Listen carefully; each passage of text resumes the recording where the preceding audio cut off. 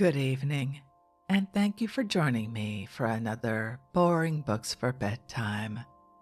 I hope tonight's selection provides all the boredom your busy brain needs to quiet down and let you get some sleep.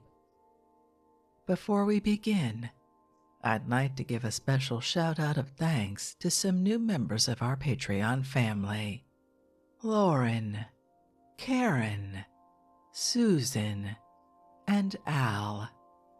Thank you all so much for supporting this podcast.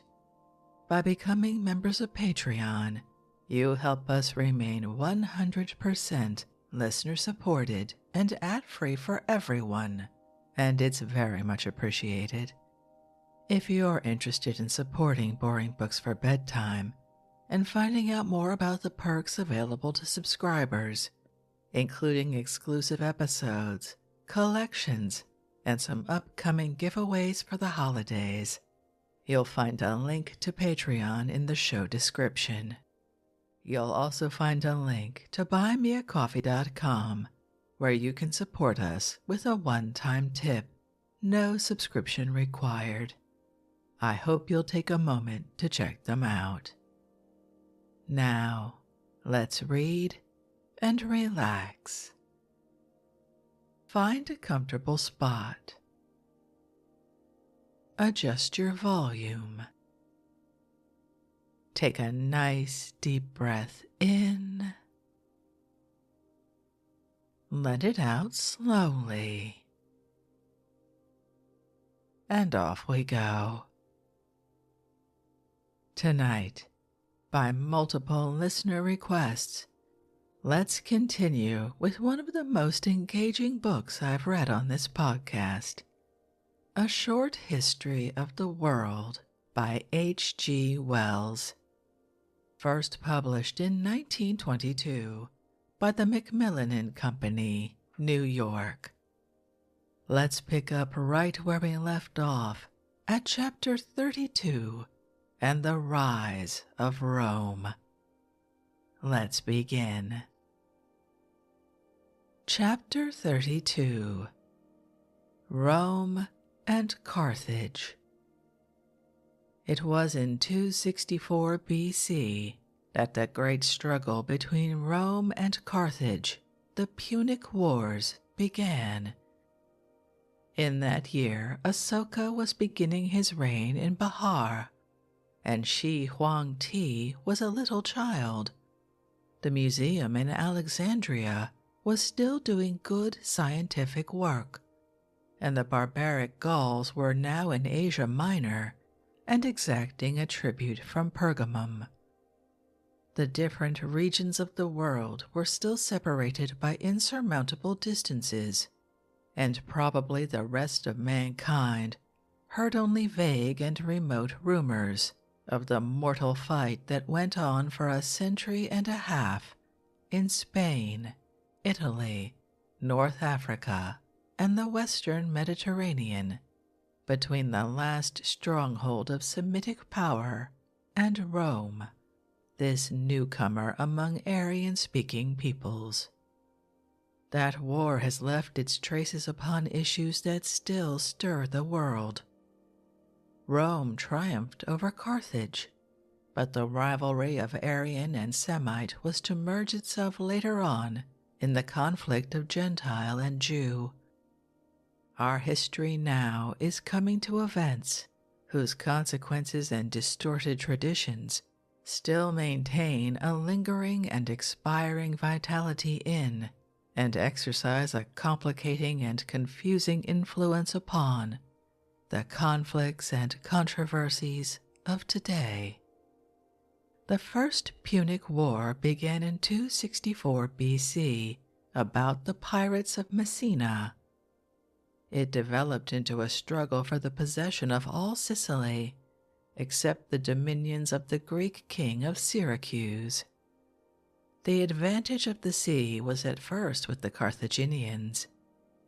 They had great fighting ships of what was hitherto an unheard-of size, quinquiremes, galleys with 5 banks of oars and a huge ram.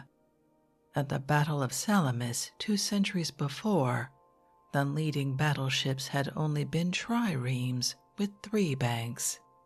But the Romans, with extraordinary energy, and in spite of the fact that they had little naval experience, set themselves to outbuild the Carthaginians.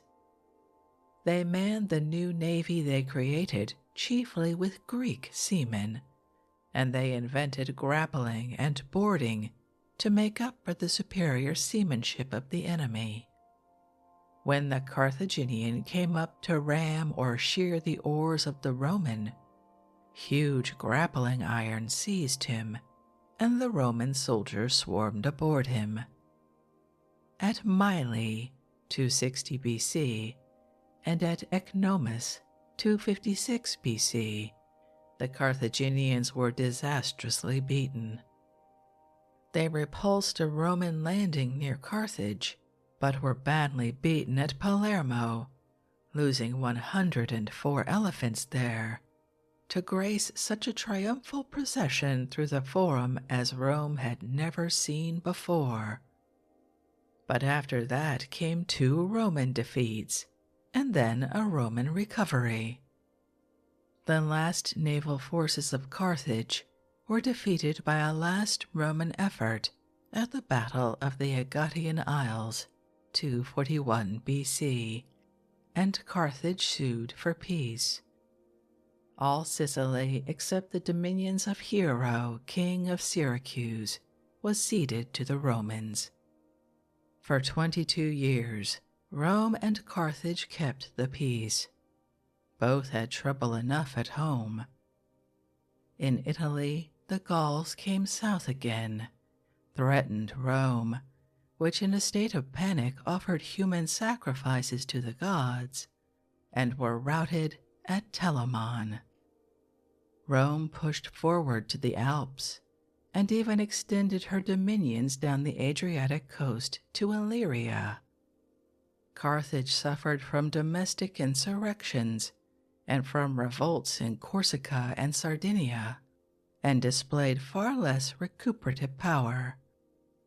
Finally, an act of intolerable aggression, Rome seized and annexed the 2 revolting islands. Spain at that time was Carthaginian as far north as the river Ebro. To that boundary the Romans restricted them. Any crossing of the Ebro by the Carthaginians was to be considered an act of war against the Romans.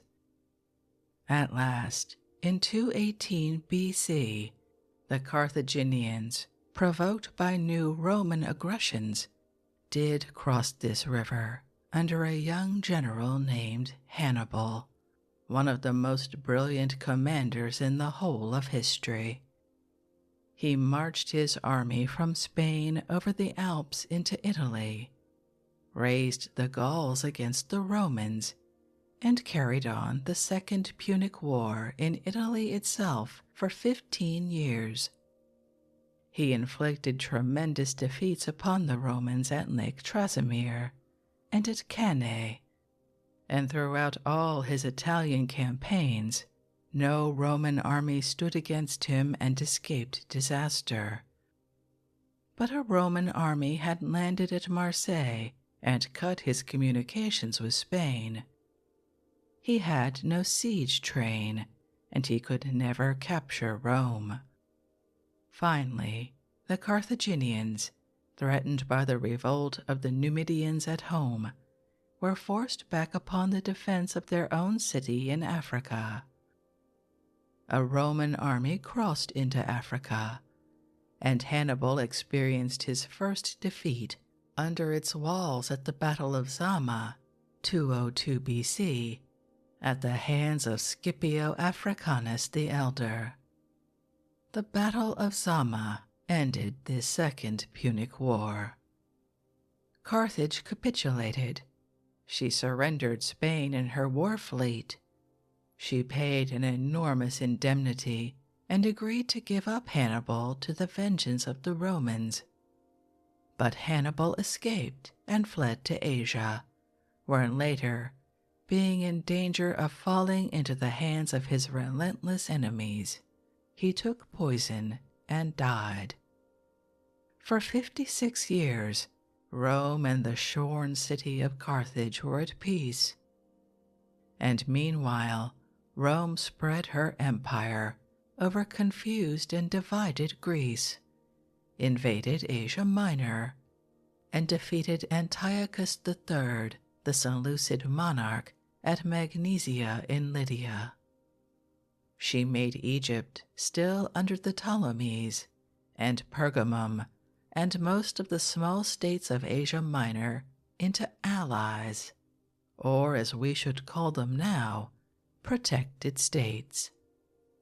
Meanwhile, Carthage, subjugated and enfeebled, had been slowly regaining something of her former prosperity.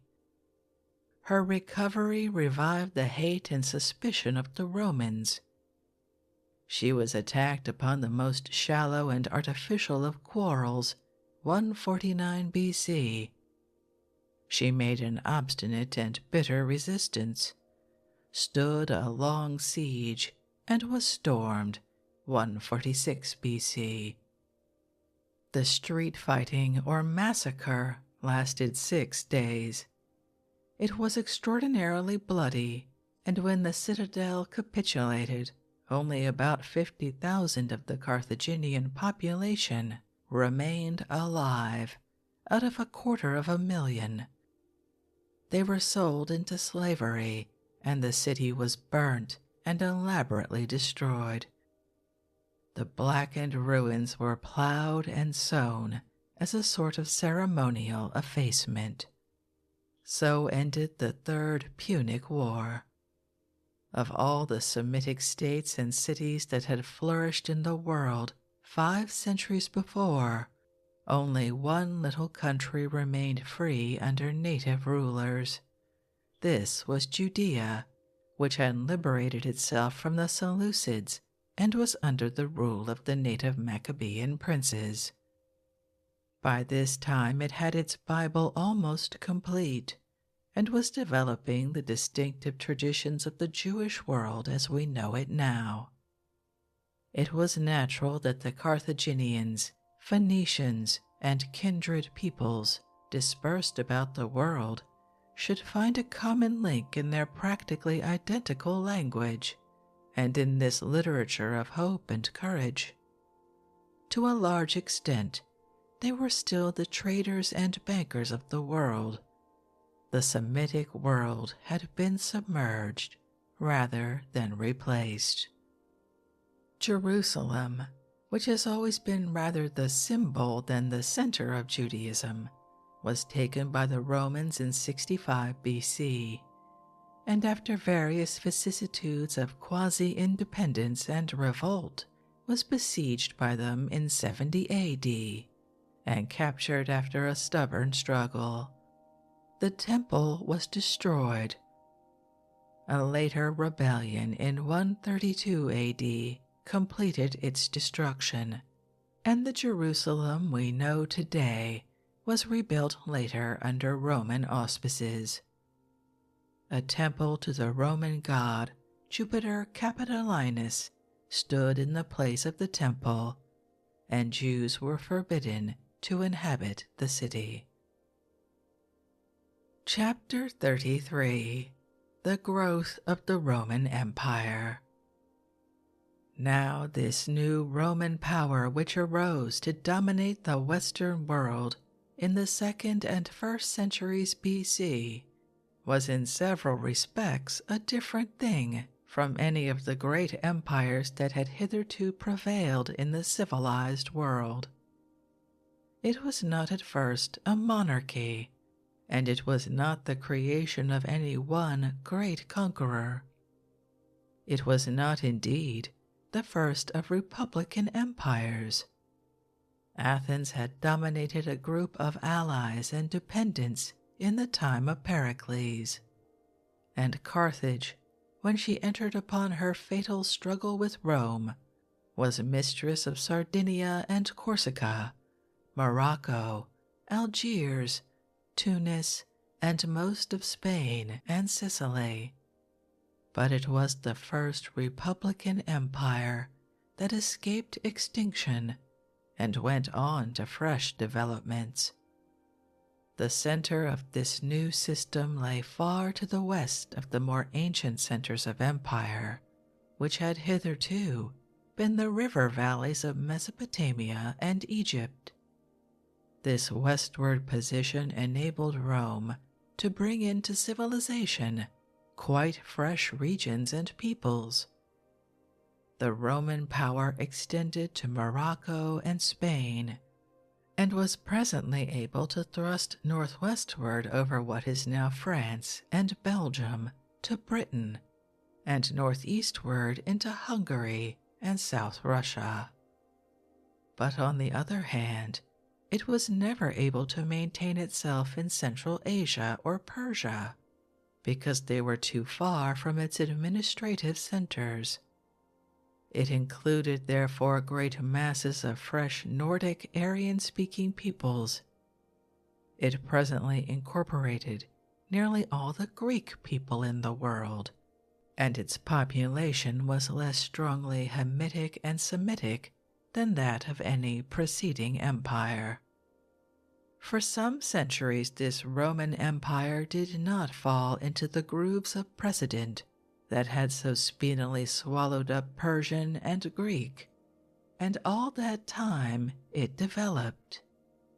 The rulers of the Medes and Persians became entirely Babylonized in a generation or so. They took over the tiara of the King of Kings and the temples and priesthoods of his gods. Alexander and his successors followed in the same easy path of assimilation. The Seleucid monarchs had much the same court and administrative methods as Nebuchadnezzar.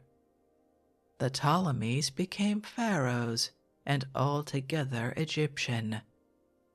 They were assimilated, just as before them the Semitic conquerors of the Sumerians had been assimilated. But the Romans ruled in their own city, and for some centuries kept to the laws of their own nature. The only people who exercised any great mental influence upon them before the 2nd or 3rd century AD were the kindred and similar Greeks, so that the Roman Empire was essentially a first attempt to rule a great dominion upon mainly Aryan lines. It was so far a new pattern in history. It was an expanded Aryan republic. The old pattern of a personal conqueror ruling over a capital city that had grown up round the temple of a harvest god did not apply to it. The Romans had gods and temples, but like the gods of the Greeks, their gods were quasi-human immortals, divine patricians. The Romans also had blood sacrifices, and even made human ones in times of stress, things they may have learnt to do from their Etruscan teachers. But until Rome was long past its zenith, neither priest nor temple played a large part in Roman history. The Roman Empire was a growth, an unplanned, novel growth. The Roman people found themselves engaged almost unawares in a vast administrative experiment. It cannot be called a successful experiment. In the end, their empire collapsed altogether, and it changed enormously in form and method from century to century. It changed more in 100 years than Bengal or Mesopotamia or Egypt changed in 1,000. It was always changing. It never attained to any fixity. In a sense, the experiment failed. In a sense, the experiment remains unfinished, and Europe and America today are still working out the riddles of worldwide statescraft first confronted by the Roman people. It is well for the student of history to bear in mind the very great changes, not only in political, but in social and moral matters that went on throughout the period of Roman dominion. There is much too strong a tendency in people's minds to think of the Roman rule as something finished and stable, firm, rounded, noble, and decisive. Macaulay's Lays of Ancient Rome, SPQR, the Elder Cato, the Scipios, Julius Caesar, Diocletian, Constantine the Great, triumphs, orations, gladiatorial combats, and Christian martyrs are all mixed up together in a picture of something high and cruel and dignified. The items of that picture have to be disentangled. They are collected at different points from a process of change profounder than that which separates the London of William the Conqueror from the London of today. We may very conveniently divide the expansion of Rome into 4 stages. The first stage began after the sack of Rome by the Goths in 390 BC and went on until the end of the First Punic War, 240 BC. We may call this stage the stage of the assimilative republic. It was perhaps the finest, most characteristic stage in Roman history. The age-long dissensions of patrician and plebeian were drawing to a close. The Etruscan threat had come to an end. No one was very rich yet, nor very poor, and most men were public-spirited. It was a republic like the Republic of the South African Boers before 1900, or like the northern states of the American Union between 1800 and 1850, a free farmers' republic. At the outset of this stage, Rome was a little state, scarcely 20 miles square. She fought the sturdy but kindred states about her, and sought not their destruction, but coalescence. Her centuries of civil dissension had trained her people in compromise and concessions. Some of the defeated cities became altogether Roman, with a voting share in the government. Some became self-governing, with the right to trade and marry in Rome. Garrisons full of citizens were set up at strategic points, and colonies of varied privileges founded among the freshly conquered people. Great roads were made. The rapid Latinization of all Italy was the inevitable consequence of such a policy. In 89 BC, all the free inhabitants of Italy became citizens of the city of Rome. Formerly, the whole Roman Empire became at last an extended city.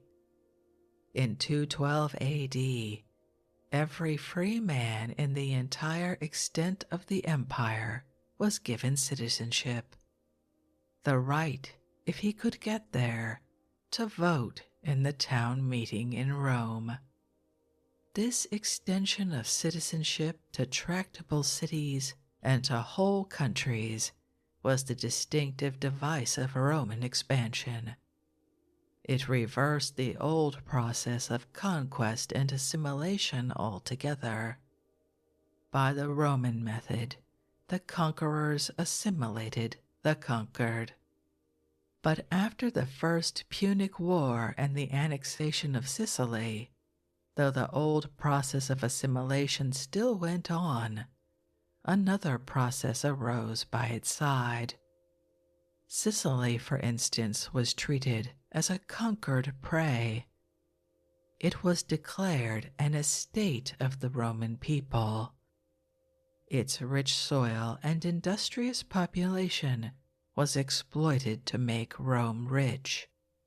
The patricians and the more influential among the plebeians secured the major share of that wealth, and the war also brought in a large supply of slaves. Before the First Punic War, the population of the Republic had been largely a population of citizen farmers. Military service was their privilege and liability. While they were on active service, their farms fell into debt, and a new, large-scale slave agriculture grew up. When they returned, they found their produce in competition with slave-grown produce from Sicily and from the new estates at home. Times had changed. The Republic had altered its character. Not only was Sicily in the hands of Rome, the common man was in the hands of the rich creditor and the rich competitor. Rome had entered upon its second stage, the Republic of adventurous rich men. For 200 years, the Roman soldier farmers had struggled for freedom and a share in the government of their state. For 100 years, they had enjoyed their privileges. The First Punic War wasted them and robbed them of all they had won. The value of their electoral privileges had also evaporated. The governing bodies of the Roman Republic were two in number. The first and more important was the Senate. This was a body originally of patricians and then of prominent men of all sorts, who were summoned to it first by certain powerful officials, the consuls and censors. Like the British House of Lords, it became a gathering of great landowners, prominent politicians, big businessmen, and the like. It was much more like the British House of Lords than it was like the American Senate. For 3 centuries from the Punic Wars onward, it was the center of Roman political thought and purpose. The second body was the Popular Assembly. This was supposed to be an assembly of all the citizens of Rome. When Rome was a little state, 20 miles square, this was a possible gathering. When the citizenship of Rome had spread beyond the confines in Italy, it was an altogether impossible one. Its meetings, proclaimed by horn blowing from the Capitol and the city walls, became more and more a gathering of political hacks and city riffraff. In the 4th century BC, the Popular Assembly was a considerable check upon the Senate, a competent representation of the claims and rights of the common man. By the end of the Punic Wars, it was an impotent relic of a vanquished popular control. No effectual legal check remained upon the big men. Nothing of the nature of representative government was ever introduced into the Roman Republic. No one thought of electing delegates to represent the will of the citizens. This is a very important point for the student to grasp. The Popular Assembly never became the equivalent of the American House of Representatives or the British House of Commons.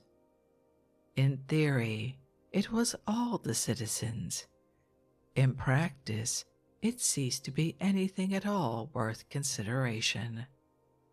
The common citizen of the Roman Empire was therefore in a very poor case after the Second Punic War. He was impoverished, he had often lost his farm. He was ousted from profitable production by slaves, and he had no political power left to him to remedy these things. The only methods of popular expression left to a people without any form of political expression are the strike and the revolt. The story of the 2nd and 1st centuries BC, so far as internal politics go, is a story of futile revolutionary upheaval. The scale of this history will not permit us to tell of the intricate struggles of that time, of the attempts to break up estates and restore the land to the free farmer, of proposals to abolish debts in whole or in part. There was revolt and civil war. In 73 BC, the distresses of Italy were enhanced by a great insurrection of the slaves under Spartacus. The slaves of Italy revolted with some effect, for among them were the trained fighters of the gladiatorial shows. For 2 years, Spartacus held out in the crater of Vesuvius, which seemed at that time to be an extinct volcano. This insurrection was defeated at last and suppressed with frantic cruelty. 6,000 captured Spartacists were crucified along the Appian Way, the great highway that runs southward out of Rome, 71 BC. The common man never made head against the forces that were subjugating and degrading him.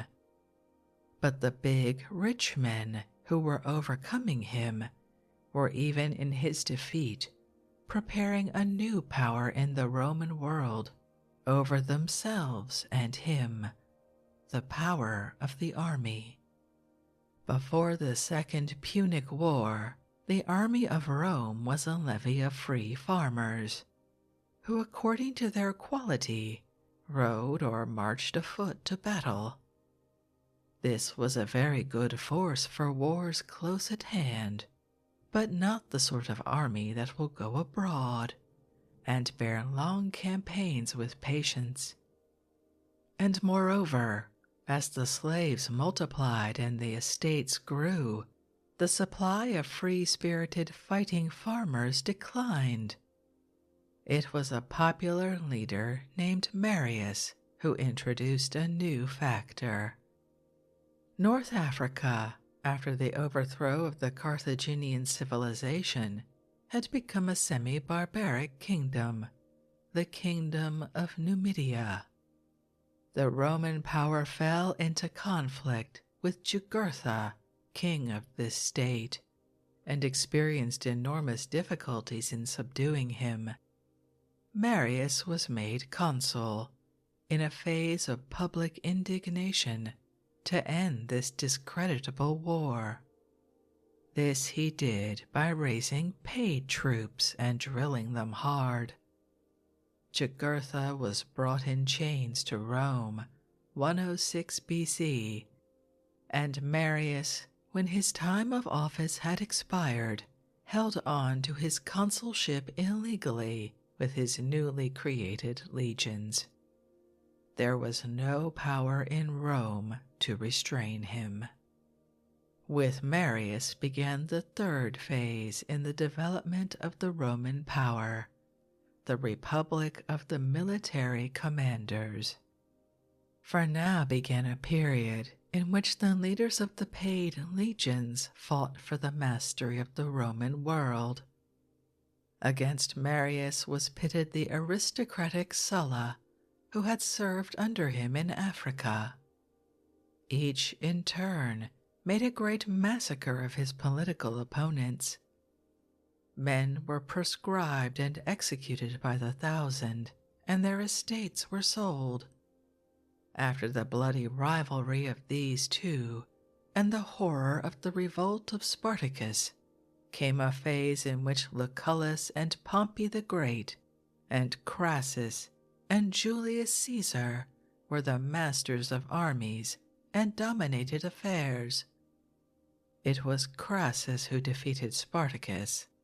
Lucullus conquered Asia Minor and penetrated to Armenia, and retired with great wealth into private life. Crassus, thrusting further, invaded Persia and was defeated and slain by the Parthians. After a long rivalry, Pompey was defeated by Julius Caesar, 48 BC, and murdered in Egypt, leaving Julius Caesar sole master of the Roman world. The figure of Julius Caesar is one that has stirred the human imagination out of all proportion to its merit or true importance. He has become a legend and a symbol. For us, he is chiefly important as marking the transition from the phase of military adventurers to the beginning of the fourth stage in Roman expansion, the early empire. For in spite of the profoundest economic and political convulsions, in spite of civil war and social degeneration, throughout all his time, the boundaries of the Roman state crept outward and continued to creep outward to their maximum about 100 AD. There had been something like an ebb during the doubtful phases of the Second Punic War, and again a manifest loss of vigor before the reconstruction of the army by Marius. The revolt of Spartacus marked a third phase. Julius Caesar made his reputation as a military leader in Gaul, which is now France and Belgium. The chief tribes inhabiting this country belonged to the same Celtic people as the Gauls who had occupied North Italy for a time, and who had afterwards raided into Asia Minor and settled down as the Galatians. Caesar drove back a German invasion of Gaul and added all that country to the empire, and he twice crossed the Straits of Dover into Britain, 55 and 54 BC, where, however, he made no permanent conquest. Meanwhile, Pompey the Great was consolidating Roman conquests that reached in the east to the Caspian Sea.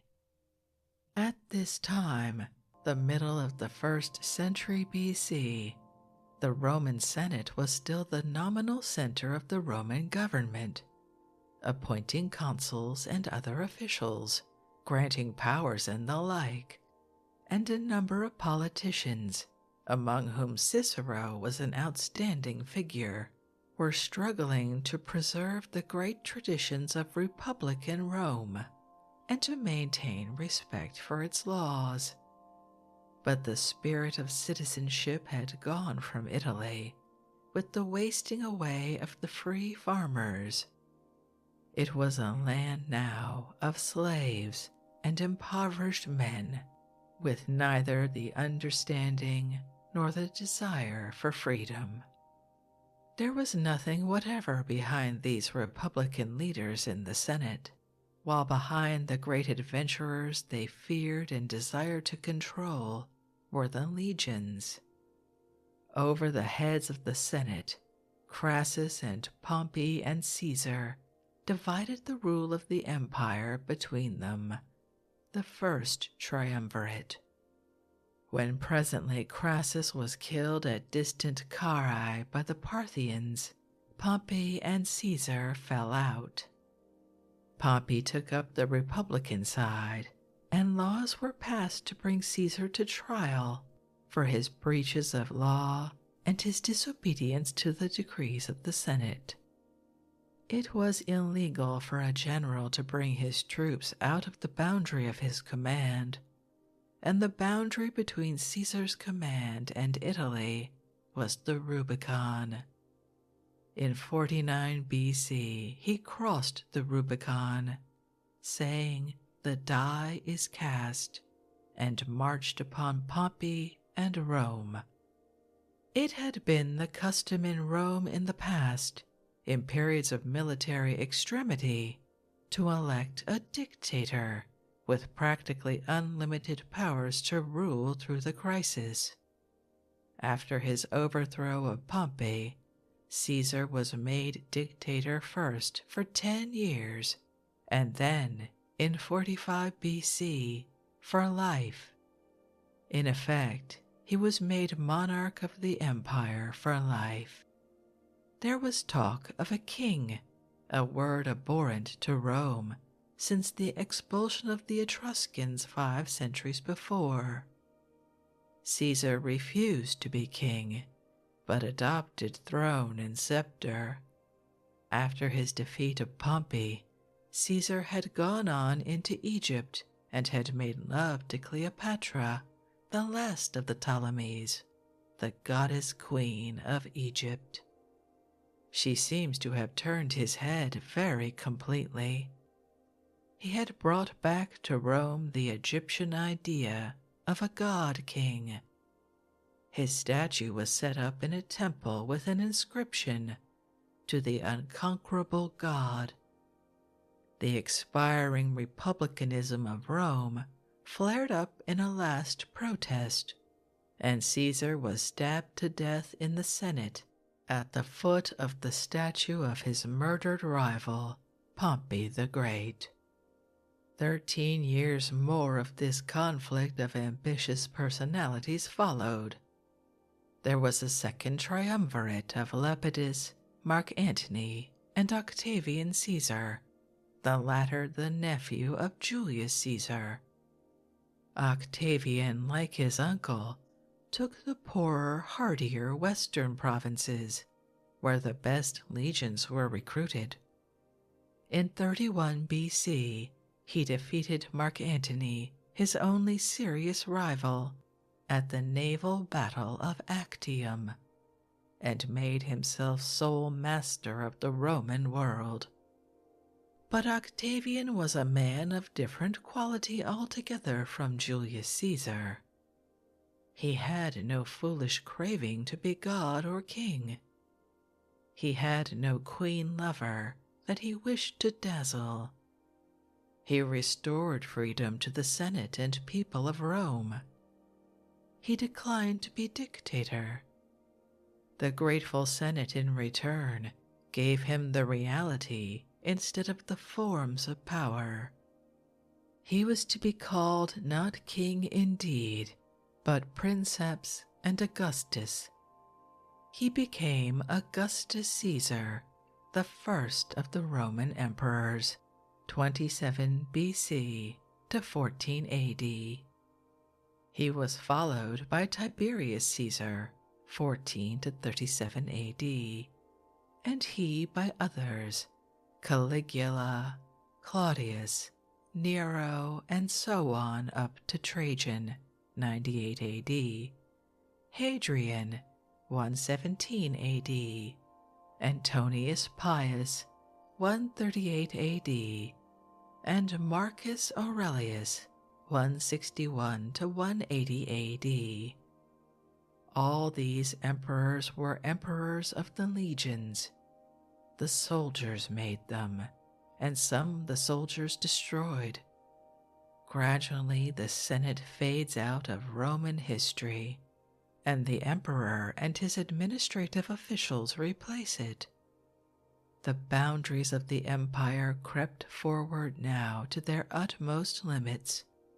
Most of Britain was added to the empire. Transylvania was brought in as a new province, Dacia. Trajan crossed the Euphrates. Hadrian had an idea that reminds us at once of what had happened at the other end of the old world. Like Shi Huangti, he built walls against the northern barbarians, one across Britain, and a palisade between the Rhine and the Danube. He abandoned some of the acquisitions of Trajan. The expansion of the Roman Empire was at an end.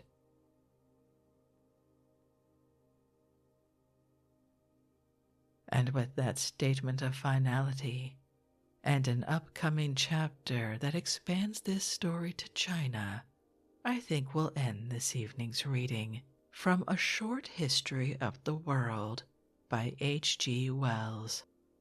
He really gallops right through things, doesn't he? But I kind of love that. I hope you enjoyed that. If you'd like to read this work for yourself, as always, you'll find a link to a free ebook from Project Gutenberg in the show description. If you'd like to connect, suggest a boring book you'd like to hear read, or request more from one we've already started, you can drop me an email via our website, www.boringbookspod.com. It's always a pleasure to hear from you. Thank you so much for joining me for this evening's reading. Until our next boring book, good night.